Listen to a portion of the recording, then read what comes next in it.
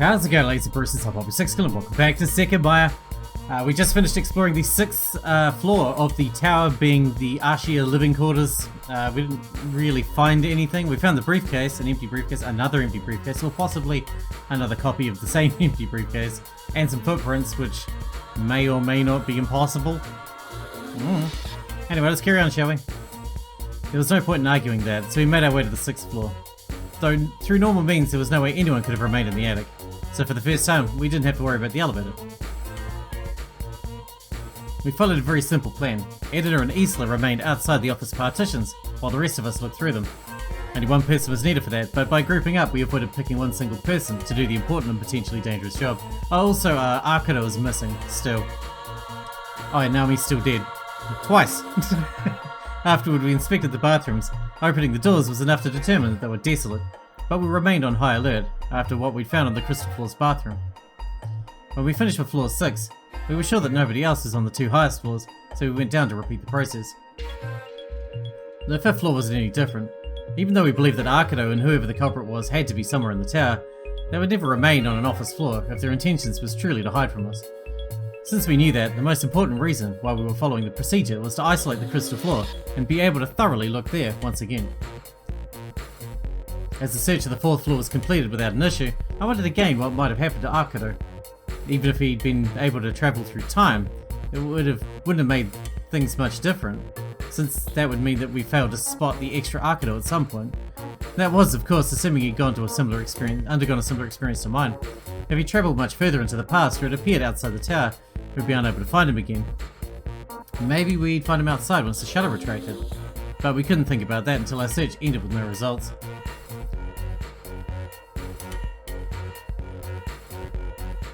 We hadn't found traces of a single person as we stopped on the last sets of stairs, and unless we wanted to toss in the possibility of someone having recently teleported upstairs, nobody could have remained anywhere but on the crystal floor. There was no point in thinking that Edna and Isla could have let the culprit pass deliberately, so we put our full focus on the last door. You two stay here again. We'll quickly complete the search. We were about to begin when something caught our attention. From where we were, we could see that the door to the men's bathroom was slightly open. Did we leave it like that? The rest of us weren't sure either, but we'd all felt something was off. We still instructed Edna and Isla to stay next to the stairs and move to the bathroom with caution. As soon as we peeked inside, we knew we'd been right. The door had been opened further. Next to Naomi's body was the toilet, and on top of it, Akira sat, focusing his gaze on the wall in front of him. When he saw us, he slowly turned his head to the door and stood up. Akira? What are you doing? By which he means, where the fuck did you go? Man, I love to get to swear. Especially in the game, so you can't even say that I'm being inappropriate because, you know, it's in the script, man. You barely reacted to our words or presence. He slowly turned his head again and spent a few seconds in silence when he acknowledged us. Hey, I have a question. He took a bit of time to stand up, keeping a plain expression and breathing deeply, seemingly to calm his nerves. He spoke. Sight, you had a wristwatch, right? What, time is it? What? It's 11:36. 11:36? So it had been 16 minutes since we heard the noise in the event room. It felt like more time had passed since the contents of those minutes had been dense, but it didn't seem wrong. 11:36, I see. Of course, it appears you're wrong, Atsuki. We didn't travel through time. We? Did you travel too? No, I just said that. I think we just hallucinated or something. Oh, Akira, where were you? We were searching for you. Editor and Isla came to us once they realized we'd found something. From where we were, we could see the stairs, so if someone went up, we'd at least spot them. You hallucinated? What exactly happened, and why'd you disappear? I disappeared? Right, it seemed as if I teleported. And I heard some noise. I was still here though, and after that, I just waited here until you appeared. Why did you wait here? What made you teleport? For some reason, Akira appeared very unresponsive. Was the cause having teleported? It might have been a shock, but at no point had I experienced a similar effect. I looked around the hallways a bit and then I felt like waiting here, and I'm not sure what caused it. Maybe it was the Sekimeiya. Are you sure? We touched it right before you vanished and nothing happened. Well, yeah, I'm not sure then. It doesn't make sense. I thought about it earlier. Now, if you touched the Sekimeiya, why was it shut in the cabinet after you disappeared? Huh? I don't know. Akira, just tell us exactly what happened. I am. It seemed as if I teleported and then I searched around a bit, very confused. I waited in here until you showed up. Nothing else. And the time says it clearly. I didn't time travel. At most I could have teleported, but I think something was wrong with me, and I imagined it. You didn't imagine anything. You actually disappeared. No, I did. I did imagine it. Teleporting's impossible. Well, we found the key to the attic. Naomi had it. We went up and looked for you, but we didn't find anything. I see. I had no idea what had happened to him. And teleporting changed him so much. It wasn't easy to avoid thinking that he could have been making it all up. The Sekimeiya hadn't worked for us, so why would he have been able to travel? And according to him, he hadn't moved through time, just space. In other news, these shoes match. It's likely Naomi that was in the attic. Shiroya, don't you want to cover her body again? Huh? Oh yeah, we should do that. She's not bleeding this time, so I don't care so much. We all looked at each other, wondering what to think. No cameras existed in the bathroom, but since they were functional in hallway C, it was probably fine to tamper a bit with the crime scene. However, Akira's question had come out of left field. Sai and Shiroya went off on their own. They came back at the same time, and Shiroya was holding a velvet curtain. The Sekimeiya's still here. I touched it too, and nothing happened. Akira, did you touch it? What caused your teleportation? I did. I didn't think touching is what triggered it. Why'd you touch it? Didn't we all go to the next room? We just touched it too. Did you want to steal it, maybe? As Shiroya covered Naomi's body with a curtain, Akira took a few seconds to think about it. I was only curious since I hadn't personally touched it yet. I didn't expect anything to happen. And where'd you appear? We searched for you. Somewhere in hallway C, I think. That's not possible. We searched all around this floor and you weren't here. Oh, that's right. I did see and hear you searching, but you didn't see me. I never left this floor. What? That should be impossible. It's not, because it's what I experienced myself. After that, I stayed here until now. I had no idea how to interpret his words. At my side, Naomi's body rested under a beautiful cloth that practically occupied this entire floor. Given the surroundings was still a bathroom, it wasn't the most respectful thing, but we couldn't do much else for it. So you didn't see the culprit or move up the floors. We entered the attic. Don't you want to go? No, not yet. You guys go, and I'll follow in a bit. We can wait for you. No, please, leave me alone for a bit longer. I'm still curious about what this attic might be, so I'll go up shortly. Are you serious? You'll have some explaining to do. Yes, just leave me here for now. All of us hesitated, baffled. We expected to get answers from Akira if we found him, but he'd only given us more questions. It was possible he was just acting, but that wouldn't explain his disappearance. If he was right, though, the Sekimeiya had only made him travel through space. It couldn't be. He couldn't have appeared in hallway C, or we would have found him. He was either lying, or had a mistaken perspective. He does seem very confused, though, right? Was there any other choice? I could only theorize that maybe our perspective was wrong instead, but I couldn't come up with an explanation beyond that. I wasn't content with Sai's claim, so I went to make sure. I made sure to check the event room. The mysterious egg was still inside the cabinet, and as Sai had done, I went ahead and touched it, receiving no response. I lowered the curtain again and headed toward the stairs. Why would it have worked for Akira? Why had it worked for me the other time? And what about when Naomi had travelled? Since it was almost confirmed that she had appeared in the attic, was there a recurring factor among the times it had worked?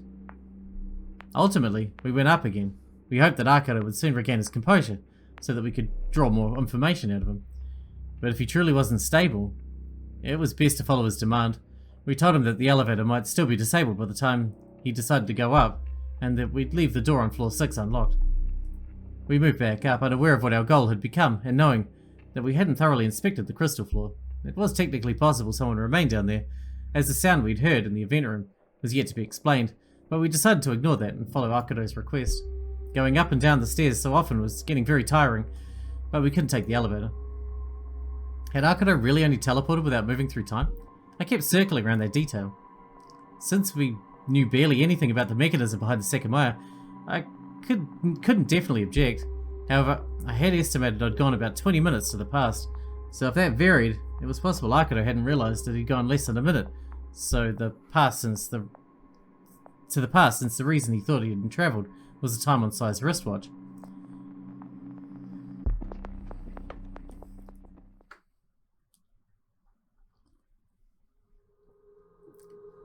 We entered the attic again. We'd left the door unlocked and the key was still inserted in its hole. Since we didn't have anything in mind, we dispersed ourselves throughout the few rooms, waiting for Akira's arrival. They got nice beds, man. Chill out, have a sleep. Sai and Katai remained in the living room while Shiroya, Edina, and Isla and I entered the right bedroom. We'd been a group earlier, so staying together felt right. Shiroya and I threw ourselves onto the spacious bed and tried to rest for a bit, both of us pretty worn down. The other two mimicked us and sat at our side. Are you tired? Yes. I hate waking up so early. Mum made me set my alarm to 6 o'clock. That early? Do you live far from the tower? No, but I knew a lot of people would come today and I wanted us to be some of the first visitors, so that I could drop Isla off at school afterward. I see. You must be pretty happy you'll get to skip an entire school day. Yeah, but I already knew that would happen. Oh, right. So, is this your first time you came here? Yep. I didn't know this place was so cool. That's surprising. With how much you seem to like gemstones, I figured you would come here before. She's had many passing interests. She just got back from school one day and told me she wanted to come to this place. Because... Emily? Let's say Emily. Came to school with a really pretty bracelet. She said it was amethyst, like the ones in Ashiya Tower. She let everyone touch it but me. I don't know why, but she doesn't like me. I see. That's why you look so happy downstairs. I actually first told her that I didn't want to bring her here. I should have just stuck to that, but she kept mentioning it, and when she's infatuated with something, she doesn't talk about anything else, so I caved in too quickly. That was only when Amberly said that her parents wouldn't let her go to see the Sekimeiya. She was saying really ugly things about her mum, but she always buys her anything she asks for. I don't get it. It's good that you're not like that. I'm sure she'll be embarrassed of that when she's older. Everyone really likes her though. I don't hate her, but she's really mean sometimes. So you live in Yushibana, right? You probably go to the same school Atsuki and I attended. There were some people like that when we were your age, but they all matured eventually. I think that's an effect of there being so few people. Oh, you went to my school? Do you know Miss Bisky? The teacher? Yeah. She still works there? I remember her, yeah. She was always very nice to us. She's my favourite teacher. I'll tell her that I met you two. I'm surprised she's still there. She was pretty old when she taught us. She knew we were going to come here, so she might be a bit worried if she heard about what happened. She's usually the person behind Isla's sudden interest. One day she told her that she has an aquarium at home, and there was no moment in the following weeks that she didn't bring up wanting to go to an aquarium. Do you remember how interested you became in fish out of nowhere? Where did that passion go? Did you read all the books I bought you? I still love them, and yes, I read all of them. Did you know that fish can get sunburned when they're near the surface? I prefer them pan-seared. Why are all of you on the bed? We didn't inspect this floor very thoroughly, so you should be looking for clues. Why don't you do that? Sorry, I need to keep my eyes on Katai in case he kills Naomi a third time. Let me know if you find something. It's my favourite line yet. Sai is so weird. Yeah, maybe you should forget what I said about people here maturing. He doesn't go to our school, right? He's around our age, and I don't think I've seen him before. He might go to the one outside town. I don't know him either. Instead of following Sai's demand, we lay back on the bed. Unlike me, Shiroya had always been good at dealing with kids. The tone of her voice changed significantly when she talked to Isla. I wish the conversation would continue just so that I could keep hearing it. The three of them had all been holding something to contain their belongings. Just like Sai had his hip pack, Shiroya wore a modest purse that she'd had for a long time. Isla had a child-sized shoulder purse, and Edina had been holding a bigger black purse. Something caught my attention, so I stood back up. What are you looking at? That's mine. I couldn't see inside Shiroya's or Edina's, but Isla's had remained slightly open when she lay face up. Inside, something fell out of place. What's that for? That's my purse. I don't use it every day, but I took it today. I mean that device. Device? What are you talking about? Edina and Isla got up and frowned when they saw what had intrigued me. Oh, is that a recorder? It has a play and record button. What? I don't know. I've never seen it. It was inside your purse. Where'd you get it? I just said I've never seen it before. I don't know what it's doing there. Are you just lying again? What's it doing in your purse if you've never seen it before? I'm telling you that I don't know. It wasn't very big, but it occupied most of the space in the purse. It was hard to believe anyone could have dropped it inside while Isla had been wearing it, and I hadn't seen her leaving it behind anywhere and giving someone an opportunity to plant an object in it. Shiroya grabbed the device and began to fiddle with it. There's a record button and a recording saved. I think we can listen to it. There seems to be a speaker. On one side of the recorder, A symbol indicated that audio could come out of it. On the back was a slot for an SD card, but there wasn't one inserted. When Shiroya pressed the record button, a message appeared. It said delete previous recording before starting a new one. Instead of doing that, Shiroya selected the single audio track with the circle pad and pressed the play button. A time bar appeared on the screen. Static started playing immediately, and we frowned, waiting for something else to happen. On the screen, the seconds ticked up for a while as the static went on. Were we hearing footsteps? Eventually that noise was interrupted by a very loud one. It sounded as if someone had sat right next to us. Then that person heaved a sigh, and as soon as they started speaking, we recognized who they were. Wow. What do we do now? It's Akira. Yeah, we immediately recognized it as Akira's voice. Why did I have this? Does it show a date anywhere? No, there's nothing like that. And that's Sai. What do you want to do? We might have been here for more than a month, and the exit's not open. Unless you want to take down the shutter by hand, we can only keep waiting. Been here more than a month? What? Shiroya's eyes met mine in disbelief. More than a month? Our fear was amplified by the next sentence we heard. I don't get it. What the hell happened? Did Ashiya just abandon their own building with us inside? And we thought we'd be free after 12 hours. What? This can't mean... And once again, the recording hammered us with the sharpest hit yet. Atsuki, what are you thinking about? Do you have any more ideas? And hey, Elena, what's with that face? It almost seemed as if Sai had been talking to us directly. We were speechless, wondering if we were there too. What, not gonna answer? Then we heard the recorder play the sound of a door being pushed, and following it, gasps. Expressions of pure shock filled our ears, which perfectly conveyed the bewilderment shared by everyone who'd been recorded. Isla, what the hell? What? Isla, when did this happen? She indicated she had no idea with a gesture, so we kept waiting while the device let out nothing but silence. Hey, answer us. What are you looking at?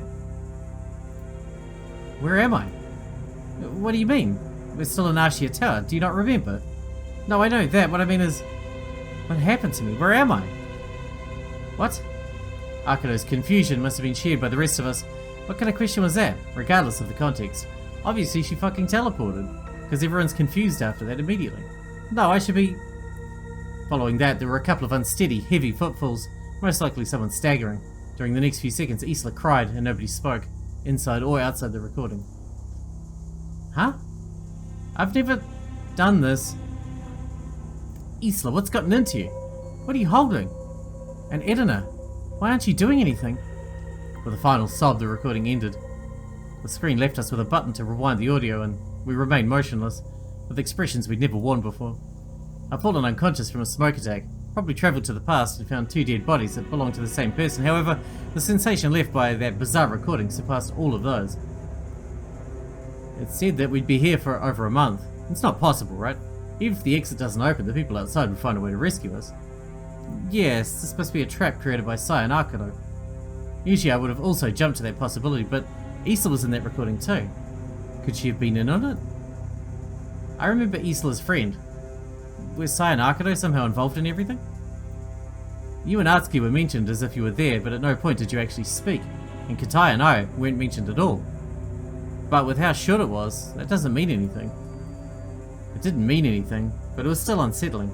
According to Sai's words, it had been quiet for a while, and Edna's behaviour had also been strange. If we were to believe the contents of the recording, it meant that somehow it had travelled to the past from 1 month into the future. I couldn't even imagine why or how that had happened. Isla, sorry to ask again, but be as honest as you can. Have you really never seen this device? Have you really never spoken the words you just heard? Do you really not know anything about it? I promise I have no idea where this came from, and never said any of that. You believe me, Tanya, right? Yes, but this is very strange. Issa had begun to sound like she had in the recording. Try not to break down. The four of us had just been handed a month-long sentence with no bail, and it sounded as if it could be extended indefinitely. Don't worry, this recording must have been manipulated. There are many things in it that don't make sense. Of course, as Shiroya said, we'll be rescued if things go wrong when the exit has to open. There's no food here, so it's impossible we'll be able to stay alive for an entire month without starving. Akira and Sai sounded perfectly healthy, didn't they? That's right. I bet they didn't think this through. There were still 9 hours until we can leave, but no more than that. Don't believe any of this, Isla. We're fine. We'll all be fine. Like Isla, I was looking forward to making it out a lot more than I appeared. I wanted my life to get back on track and go to the mountains with Shiroya as we'd agreed. The thought of remaining in prison crushed down on my shoulders. We'd come to the tower for the purpose of getting a fresh start, and the recording threatened to turn all of it on its head. I believe we heard something else that was very strange, apart from what Isla said, the way Sai phrased it. We might have been here for more than a month? This might have is very odd. Oh, that's right. Why would he not be here? Be sure. It's true that we could easily lose track of time after spending a month locked up in here, but we can know how long it's been just by looking at the date. And on the crystal floor we have a computer that displays it. Even Sai himself has a watch in case the computer stops working. It has to be a trick, and one that's easier to see right through. Someone must have put this recorder in your purse. Do you know what it could have happened? No, I kept it on myself the whole time since I grabbed it at home. When you entered the tower, a guard looked at your purse, right? Do you remember if it was there? I don't know. I didn't look, I just gave it to him. Isla, mind telling us the identity of your friend now? She could have had access to it, and somehow she knew the incident would happen. Not only that, but she lied to you, right? About the number of people, and when she said that nothing bad would happen. No, she has nothing to do with this, I promise. She was wrong, but she didn't lie. She's waiting for me outside, and I don't want to leave her alone for too long. Christmas is in 10 days, and we promised we'd spend it together.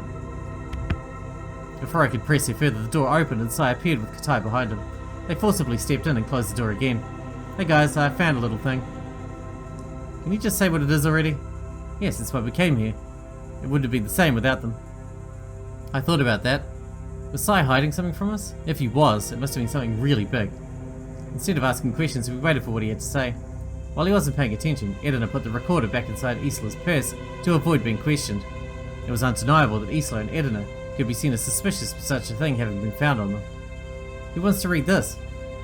Sai was holding a folded piece of paper. Since there were no volunteers, he handed it to me. You've been chosen. I found this in a drawer in the kitchen. I sighed faintly and began to read.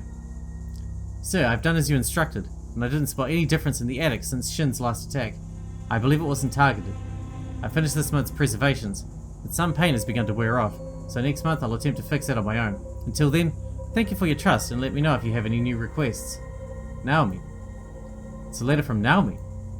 Precisely. Your ears do work. And it sounds as if Naomi was tasked with keeping this attic tidy. It's addressed to the head of the Ashiya family who must have lived here back in the day. I see. Understand? It means that Katai has lied yet again. It's great, he never stops. We're going to set a world record at this rate. I suppose you're right, he must have known this, having found the attic key in Naomi's pocket. Shouldn't have been a big surprise. I didn't know. I don't look through these cameras very often, and according to this letter, she worked here once a month. It makes sense that I never saw her. Holy shit, Katai.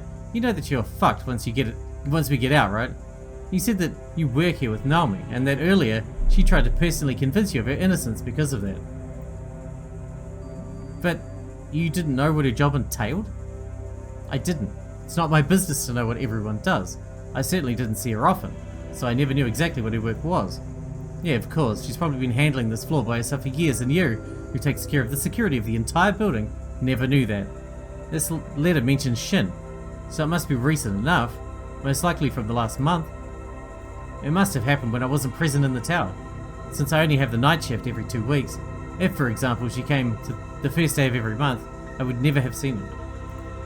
Was it not a second ago you said you'd seen her a few times?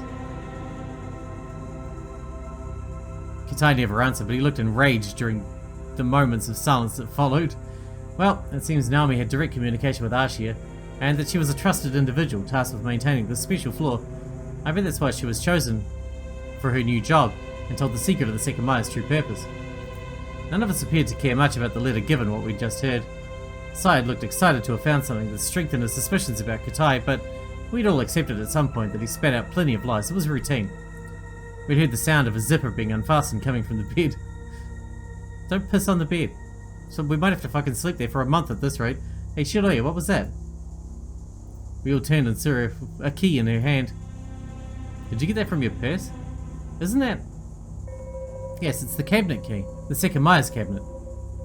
Yes, I think so. It was inside. What were you looking for? Oh, nothing. I don't know how this got here, though. She wouldn't admit it, but after Issa had found something so bizarre in her own purse, Shiroya must have felt the need to check hers too, and apparently it had granted a result. I see, so you had the key. Very interesting. Someone must have put it in and I didn't notice. Is that so? Don't I get to suspect you? I mean, it wasn't inside, but in the side pocket that should have been empty and where anyone could have easily dropped it. I suppose you would have left it in the main section where the zipper could hide it. I'm fine believing that. Before we realised that the key was missing from Naomi's first corpse, the only real culprit, or the group that inspected hallway B, could have picked it up, so Shiroi, Sai and Akira. Sai, who searched the room with Naomi? Akira. So he could have picked it up and later dropped it inside Shiroya's purse. However, he couldn't have unlocked the Sekimeiya cabinet, right? Yeah, nobody ever entered the event room. So the only suspects are Sai, Akira and whoever the killer was.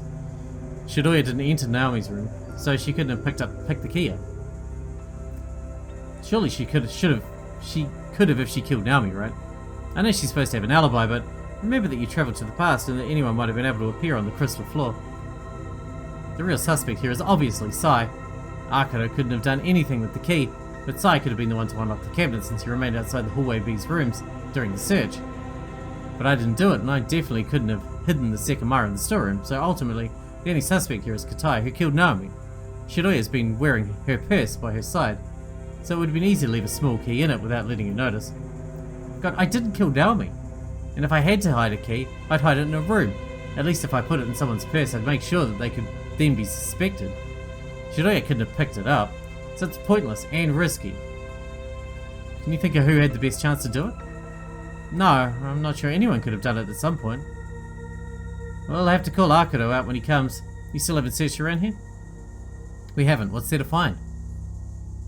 We searched precisely to figure that out. The letter was pretty well hidden, and there are a few drawers and hiding spots I can see around here. Fine, let me look around. I stood up from the bed and casually crouched to open some drawers. I could see some worn out papers, expired promotions, and some more ancient stuff that wouldn't be of any help. While everyone looked at me, I moved up the drawers until something noticeable caught my attention. It was, again, a key. Do you recognize this, Katai? Oh yes, it's the key to this bedroom. The only one that remains. The other bedrooms also had one, but the key shouldn't be interchangeable. I see, it still won't help us much then. I finished looking through the drawers without finding anything else. There was a wardrobe upstairs, but I didn't bother going inside. Instead, I looked at the door and found the keyhole I'd ignored. There was also a chain that would lock the door from the inside without the need of the key. Wait, was there a chain in the other room as well? Not anymore, it broke years ago, so only this bedroom has one. Oh. I'm not sure what Akira is doing down there, but I'll look around a bit more until he comes, since it's clear you're all slacking off. I wasn't sure what he expected to find, but we went up the ladder, hoping that something important could be above. It wasn't so much that we were slacking off, but that the recording had slapped every ounce of initiative we still had. I sat down again and mindlessly stared at my lap. I can't get to a likely conclusion. How could the recording be fake? If Isla isn't hiding anything important from us, it's clear that we have to basically consider it as truthful after everything that's already happened. However, if the recording is going to occur in the future, why do we find it now? And most importantly, why do we find it inside Isla's purse when she didn't think anyone had the chance to put it there? It can still be some sort of bizarre trap, one that involves Isla as a participant with the intention of making us believe that we won't be free in 9 hours. Moreover, we found this now, so within a month, if we're still here, why would anyone record anything? What would be the point of recording a few minutes of random conversation be? Why will the person behind it even have a voice recorder inside the tower, and how will it travel back to us? My previous travel implied that casual loops are the way travelling works, so if we let Sai and Akira listen to the recording, the chances it will happen in the future will vanish. There will be no way that they would repeat everything exactly as they heard it. If the 12th hour comes and we're still trapped though, we'll have to let them know what our future looks like. My initial reaction was that not letting anyone else listen to the recording was a smarter choice, as I'd prevent fear, commotion, being suspected and potentially falling into a trap. That just so happened to go along nicely with the way that the universe seemed to function, as letting Sai or Akira listen to the recording could have immediately made its own existence impossible. I don't want to believe it. It was a very scary thought in many ways. I had a dog and a cat to take care of. Being locked away for a month could have ended the worst way possible if the people outside neglected them, and us at the same time. Meanwhile, the cabinet key appeared in Shiroya's purse had a much straighter line of reasoning. I silently gestured to her, so that she'd come to the hallway with me. Outside, I closed the door behind us while she looked slightly confused. Did you think of something? Sort of. I think we must have something backwards. I think I know what happened with the key. It was put in your purse by whoever picked it up from Naomi's body. Yeah, I must have been the easy target. Exactly, which is why if the culprit behind Naomi's death had done it, they wouldn't have chosen you. They'd have chosen a possible suspect or a spot within a room that a suspect could have gone to. The first time it disappeared, the Sekimeiya was in a cabinet in a room where Naomi died. However, the cabinet in the event room hadn't been locked, so the key wasn't needed. Then we split up between both hallways and the Sekimeiya was taken. That's when the key was used. Later, when we returned from the highest floors, after failing to find anyone, the Sekimeiya hadn't been stolen yet. It was still in the cabinet, and according to Sai, someone took the elevator down. I don't think the killer's intention was to take the Sekimeiya. If it had been, and they purposely detached the cabinet key from Naomi's set, they would have taken the Sekimeiya while we were searching both hallways. They would have waited for us to leave, and they would have dropped the key in your purse. So someone took advantage of Naomi's body after we found it. Yes, the culprit spent time removing it from her set of keys, but didn't take the attic key. All of us found Naomi's body at the same time, and even though I disappeared, you're positive nobody could have picked the key up before I returned, right? I am. And even more if they'd had to take it off the keyring. Then, when we left her body to put the Sekimeiya in the event room cabinet, it's very likely that she had all of her keys. The people that could have picked it up from that point on were your group and the person who made the sound, who could have gone on to use it to unlock the cabinet. It's also likely that they were the true culprit, as they hadn't picked it up after killing Naomi. It's what we said earlier, the suspects are pretty much only Sai and Akira. I began moving toward the living room and Shiroya followed me without asking anything. Alright, we need to wrap this one up here, as we're out of time for today. I think I need my glasses for this game. I'm having trouble seeing the words properly, so I may have to switch to glasses mode in the next episode. But yeah, we'll wrap this one up here and we'll see what happens next. Looks like Akira transported or teleported or time traveled or whatever the hell he did. He's very confused. We were very confused at the time though, so I'm not sure why Atsuki is not sympathetic to that. Because we were very confused wandering around the entire building trying to figure out what the fuck was going on. But anyway, hope you guys enjoyed it. Thanks for watching. Thanks for getting out with me and I'll see you in the next one.